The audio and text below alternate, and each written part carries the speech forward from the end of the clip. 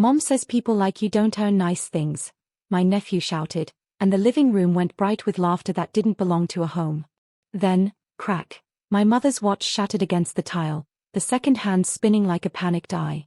Silence after laughter is the loudest thing in the world. It makes you count every breath like a receipt. Everyone my name is Sable Heart. I don't post much. I don't cry much.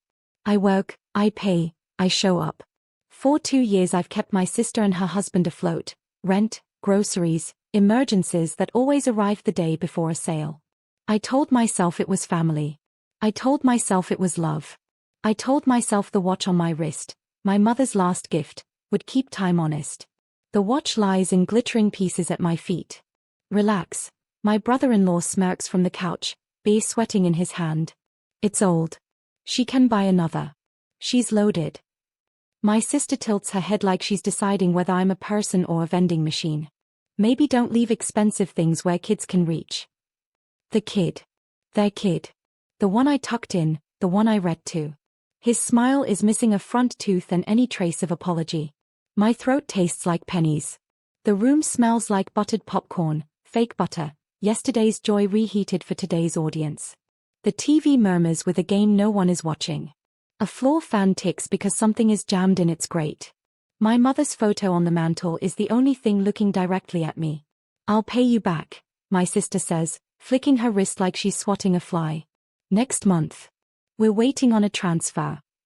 A second lies, a minute lies, a year lies, time only tells the truth when it breaks. It wasn't an accident, the boy says, kicking a shard. Mom says you don't earn nice things. You just have them. His eyes glow, reflecting the pieces. Children repeat what they are fed. Monsters are made from kitchen tables and careless sentences. Pick it up, I whisper, but my voice comes out like a prayer you only say when the church is empty. No one moves. My brother-in-law's laugh returns, lighter this time, like I'm the punchline they've finally learned how to deliver. I kneel. The tile is cold. My palms hover above the glass. And that is when I feel it, something quieter than rage, steadier than grief. The exact second my generosity expires. The fan ticks once more. The second hand, freed from its face, stops at midnight. The second hand stilled at midnight, but in that room, I was the only one who noticed the time of death. I cupped the broken watch in my hands, the tiny gears cutting my skin, and for the first time in 2 years, I didn't apologize. Not with words. Not with silence. I let the moment breathe, let the weight of their laughter hang, let it show me exactly who they were. Don't look so dramatic, my sister said, leaning back into the couch cushions like a queen on her throne. It's just a thing. You still have everything else. Everything else. 2 years of rent checks written in my name. Groceries charged to my card. Hospital bills covered because insurance lapsed. Vacations booked with money I pulled from savings while pretending I didn't care about beaches or sunsets. I had thought I was buying closeness. Buying family. Buying a place in their circle of approval. But standing there, watching her smirk while my nephew ground a heel against a piece of the strap, I realized I'd only purchased their contempt. My brother-in-law raised his beer in a mock toast. To our sponsor. Foam spilled onto his shirt, but he didn't notice, or didn't care. May her generosity never run dry. The boy giggled. My sister laughed along. None of them looked at me, really looked. Not as a woman. Not as a sister. Not as a human being still holding the last thing my mother touched. I felt a strange calm spread through me, like cold water over fire. This wasn't anger. Anger is noisy. This was quieter, sharper. I stood, closing my palm around the broken watch until glass bit skin. My sister's laughter dimmed when she saw the blood. For the first time all night, she shifted uncomfortably. I didn't argue. I didn't shout. I didn't plead. I simply walked to the door, the broken pieces hidden in my fist, and said, "Your funding just ran out." Behind me, silence landed heavier than the laughter had ever been. And outside, the night air smelled like freedom, metallic, bitter, inevitable. The door clicked behind me, and for a moment, I stood on the porch like a statue carved from ice. Their muffled voices leaked through the walls, confused, dismissive, already twisting my words into a joke. I knew the pattern. Tomorrow there would be texts, guilt-laced pleas, half-hearted promises. But tomorrow, I would not answer. The street was dark except for the glow of a single streetlight buzzing like a dying insect. My car waited at the curb, reliable and quiet, just like me. I slid inside and set the broken watch on the passenger seat. Its face stared at me, a fractured reflection of my own. Driving home, every passing sign felt sharper, every turn heavier. I replayed every favor I'd done: groceries on stormy nights, gas money slipped into their hands, tuition payments disguised as gifts. I remembered how they smiled when the transfer went through, how gratitude never lasted longer than the vibration of the phone confirming funds. 2 years of living like their safety net had turned me into something worse than invisible, expected. At a red light, I opened my palm. Blood had dried in thin lines where the glass cut me. The wound wasn't deep, but it stung, reminding me that even love, when twisted, leaves scars. I pressed the shards deeper into my skin, letting the sting keep me awake. By the time I reached my apartment, my decision had already rooted itself.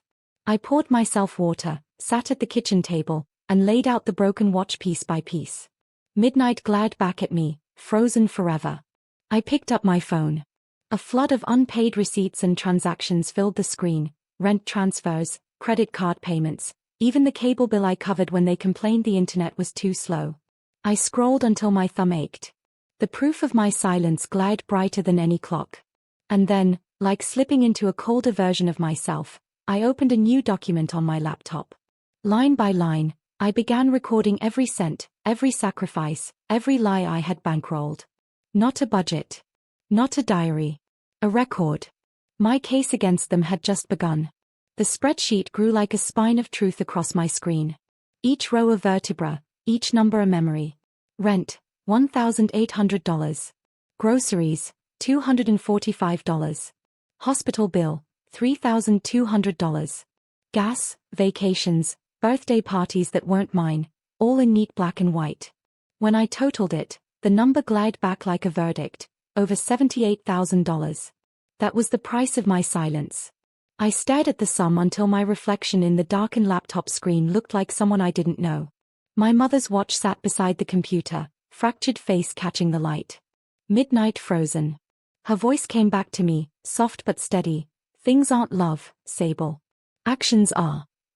I shut the laptop and sat in the stillness of my apartment. The refrigerator hummed, a clock ticked faintly on the wall, and outside a siren wailed. For the first time in years, I wasn't thinking about how to rescue anyone else. I was thinking about me. The next morning, my phone lit up exactly as expected. A text from my sister: "We need to talk." He didn't mean it. Don't overreact. A second one followed: "Rent's due. Can you help just this month? We'll catch up." I didn't reply. By noon, the calls began. Her voice shifted from sugar to steel, begging to berating. My brother-in-law left a voicemail laughing: "You think you can cut us off? You wouldn't dare." But I already had. Instead of answering, I drove to the bank. My accounts were linked to theirs for convenience. I sat with the banker, removed every access, every automatic draft, every fragile tie they had sunk into me. When the final signature dried, I felt lighter than I had in years. That evening, I mailed an envelope. Inside, a copy of the spreadsheet, a note with 4 words written in black ink. "Your sponsor has resigned." I didn't sign it. I didn't need to.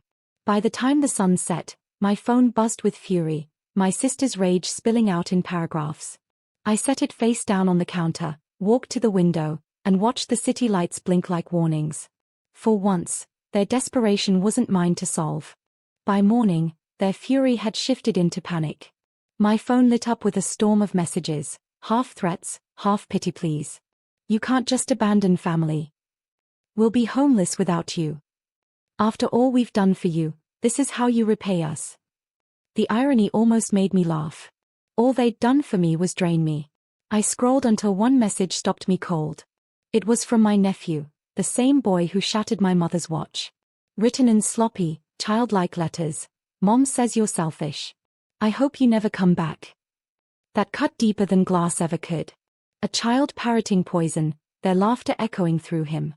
My jaw tightened, but I didn't cry. I let the words harden into resolve. That night, I sat at my kitchen table with the broken watch pieces spread out like evidence. My blood had dried on some of the glass, turning it rust brown.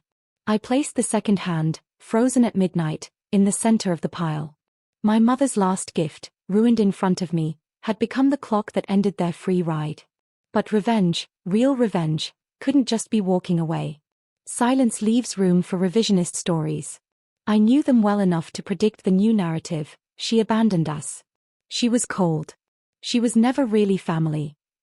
No. The truth would stand. The next week, I met with an attorney. I handed him the spreadsheet, receipts, and copies of every transfer.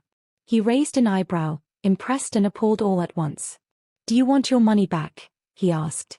I shook my head. "No. I want accountability. I want them to know the cost of treating someone like a wallet." He nodded slowly. "We can pursue a civil claim. At the very least, it will force them to face what they've taken." Walking out of that office, I carried nothing but my purse and the fractured watch hidden inside. Yet somehow, I felt heavier with purpose. Because the story was no longer theirs to tell. It was mine. And mine was only just beginning to sharpen. Courtrooms don't smell like justice. They smell like paper, stale coffee, and nerves. Still, when I walked in with my attorney, a file clutched in his hand, I felt like the air itself shifted. My sister and her husband sat across the aisle, dressed too sharply for people who claimed to be broke. Their eyes cut toward me, his narrowed, his smug. My nephew wasn't there. A small mercy. The judge skimmed through the documents, tapping a pen against the desk. 2 years of financial support, he muttered. And now you're seeking repayment.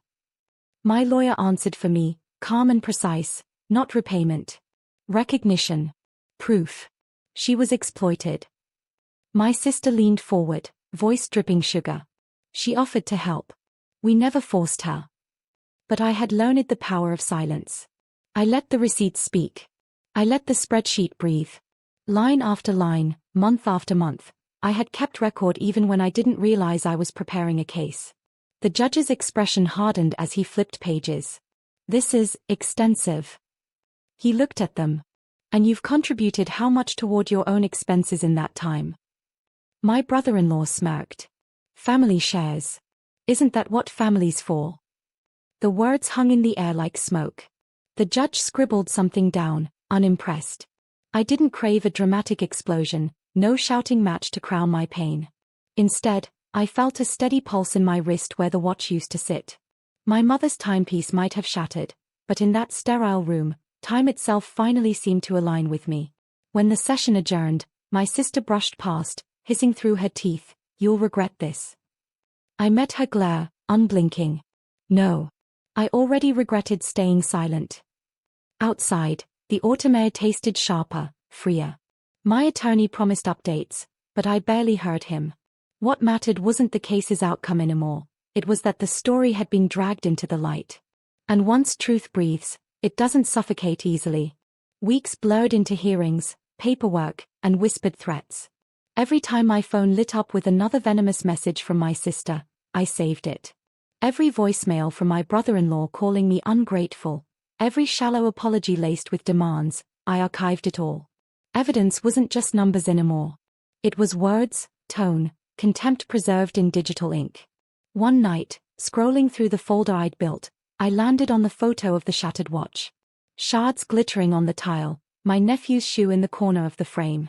My mother's voice filled the silence again. "Sable, remember, people show you their worth in how they treat what you love." They had shown me. Again and again. When the next hearing came, my attorney presented the folder. The judge didn't flinch at the photos of receipts, but his face hardened at the text messages. Words cut deeper than broken glass. He read aloud one of my sister's messages: "She'll cave. She always caves. She's nothing without us needing her." In that echoing courtroom, I almost smiled. Because that was the moment they condemned themselves. The judge ordered a repayment plan, symbolic more than financial. A fraction of what I'd lost. But money wasn't the verdict I needed. It was the acknowledgement.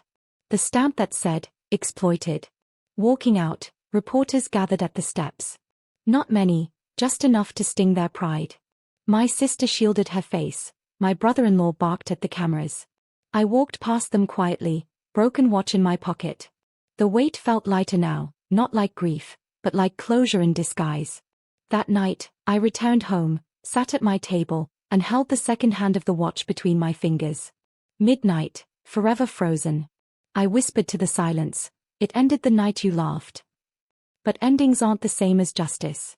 Because the true reckoning was still waiting. And it would not arrive in court documents. It would arrive in life itself, where reputation frays, where whispers spread, where masks finally slip. That was the stage I was preparing for. And I was no longer afraid of the spotlight. Justice didn't arrive with gavels or signatures. It arrived slowly, like cracks in ice. Weeks after the court order, their calls stopped. Not because they'd surrendered, but because the silence had begun to work louder than my voice ever could. My sister's friends whispered, about the hearings, about the messages read aloud, about the spectacle of two adults exposed as parasites. My inbox flooded with quiet acknowledgments from relatives who had once looked away. "We didn't know.